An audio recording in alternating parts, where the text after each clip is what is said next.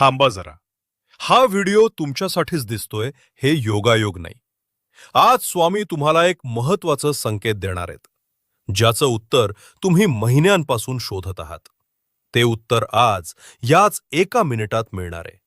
म्हणून स्क्रोल करू नका, कारण हे शब्द तुम्हाला वाचण्यासाठी नव्हेत, ते तुमचं नशीब वळवण्यासाठी आलेत. ऐका जरा नीट. स्वामी आज तुम्हाला एक इशारा देत आहेत. स्वामी म्हणतात, ज्याचं मन खचत नाही त्याचं नशीब कधीच हरत नाही.